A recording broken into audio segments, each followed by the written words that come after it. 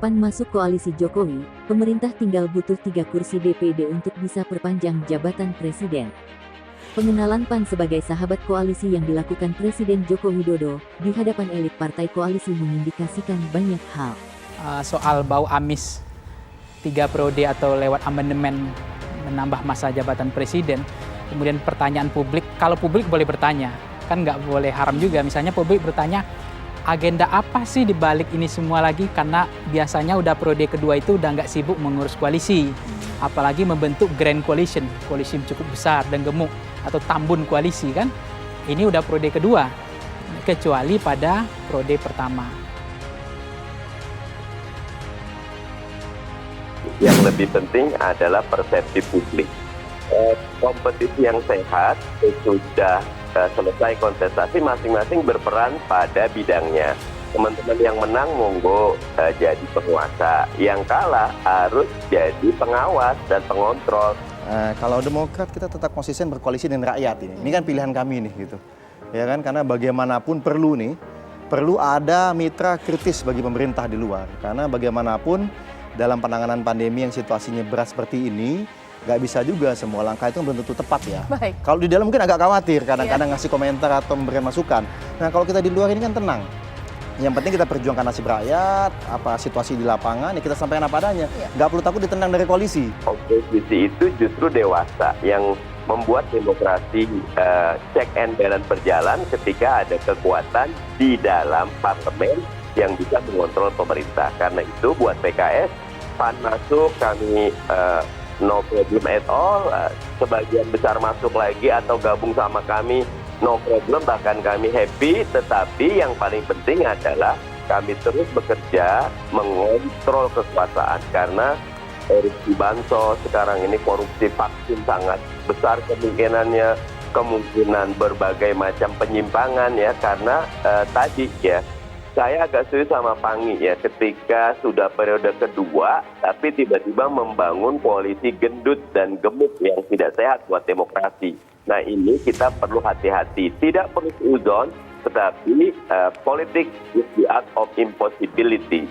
Peluang ketidakmungkinan nalar-nalar yang liar bisa terjadi, dan karena itu Partai Keadilan Sejahtera insya Allah istiqomah mengawal pemerintah dengan menjadi oposisi dan bersama rakyat.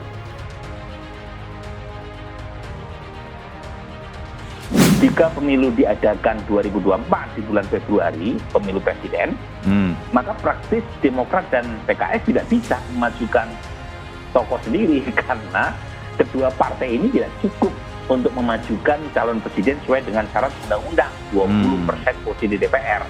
Nah pada titik itu Demokrat dan PKS mau tidak mau harus ikut ya tawaran atau menu paslon yang diusung oleh salah satu blok di koalisi pendukung pemerintah. Dalam konteks data Voxpol Center soal koalisi, Cak, kalau kita tanya ke publik, apakah bagi masyarakat perlu partai oposisi atau tidak?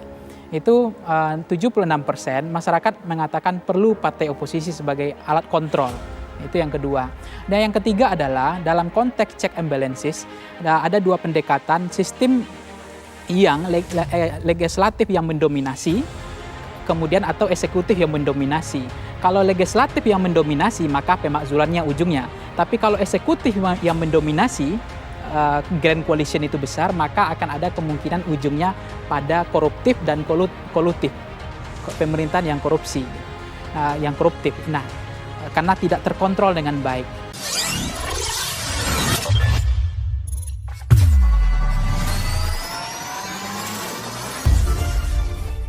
Pengamat komunikasi politik, Pani Sherwicaniago, merasa heran dengan keberadaan koalisi besar pendukung pemerintahan Joko Widodo Ma'ruf Amin.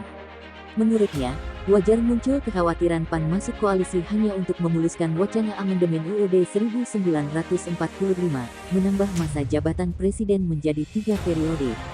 Kekhawatiran itu muncul setelah diketahui Partai Amanat Nasional PAN kini masuk koalisi parpol pendukung pemerintah. Membuat koalisi yang sebelumnya sudah gemuk, kini bertambah gemuk lagi.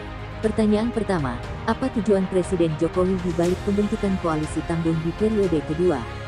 Menurut Direktur Eksekutif Foxpol Center Research and Consulting ini, koalisi besar biasanya dibentuk pada periode pertama. Pemerintahan yang berkuasa cenderung tak lagi fokus menambah koalisi pada periode kedua. Karena sudah tidak memungkinkan untuk kembali berkuasa, sebab konstitusi membatasi masa jabatan presiden hanya boleh dipilih 2 kali. Nah, ini kan menambah koalisi di periode kedua. Muncul pertanyaan lain, apa punya agenda untuk memuluskan langkah politik amandemen kelima UUD 1945, menambah masa jabatan presiden 3 periode? Menyeruak bau amis yang mulai tak sedap, ucapnya. Menurut Pangi, jika memperbesar koalisi bertujuan untuk mengamankan rencana amandemen, publik harus dengan tegas menolaknya. Karena dapat dipastikan tidak akan ada dialektika dan pembahasan yang rasional dan substantif. Hanya akan unjuk kekuatan, tanding-tandingan jumlah kursi di parlemen, katanya. Pangi lebih lanjut mengatakan desain relasi institusi hubungan eksekutif dengan legislatif, dalam konteks sistem demokrasi secara umum diwarnai 2 kecenderungan. Pertama, pola relasi yang bersifat dominasi satu lembaga atas yang lain, baik dominasi eksekutif terhadap legislatif maupun sebaliknya. Kedua, pola relasi yang didasarkan pada keseimbangan kekuasaan antara eksekutif dengan legislatif. Dalam istilah politik disebut check and balances. Jika presiden hanya didukung kekuatan minoritas parlemen, cenderung membuka peluang pemaksulan bagi presiden. Apabila presiden didukung kekuatan mayoritas mutlak di parlemen, maka yang cenderung terjadi adalah pemerintahan politik dan koruptif, katanya. Pangi juga menyebut koalisi partai pendukung pemerintah sudah 83% kursi di DPR. Cenderung hanya tinggal PKS dan Partai Demokrat yang berada di luar partai koalisi pendukung pemerintah. Tinggal PKS dan Demokrat, semoga konsisten tidak menjadi tukang stempel dan mengamini semua kebijakan pemerintah. Pengamat komunikasi politik, Pangi Syarwicaniago, merasa heran dengan keberadaan koalisi besar pendukung pemerintahan Joko Widodo Ma'ruf Amin.